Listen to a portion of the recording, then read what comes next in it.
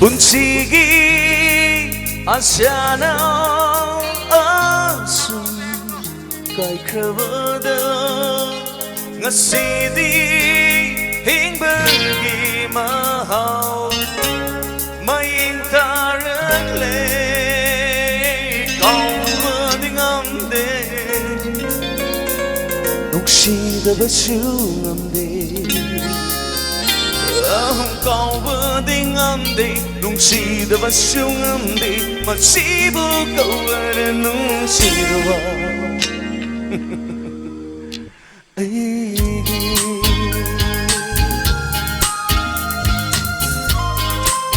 Ngasigi host oibiriba Tarajen hairu bisayasida iyamma boniga loinana ek tawbike iyamma rajen musu aina stage ko hochari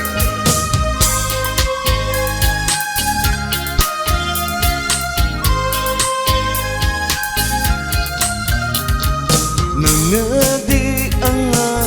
oiringai kaya dinong sijay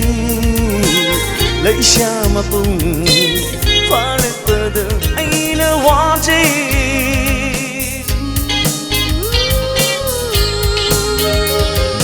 Nangadi anga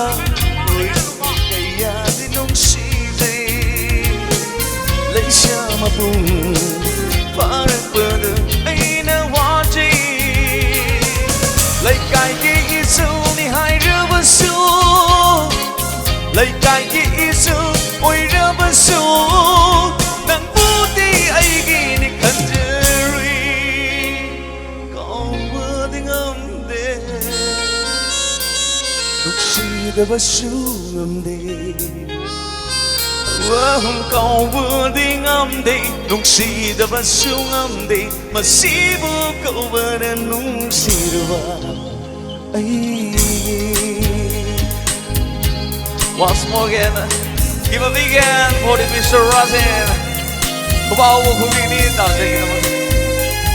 Thank you.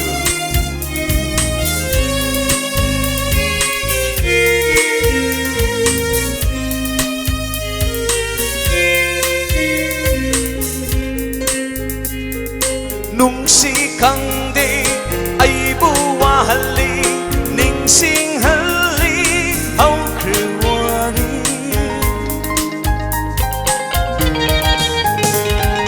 ning singlagpa mit kukudi cinta hali mit lupirang lepauri turban sida ithanata ning bagaina nung si mai kay tabu hinduna kaumadingamde nuksidabasyu ngamde kaumadingamde nuksidabasyu ngamde masibu kawara nungsidawa Razin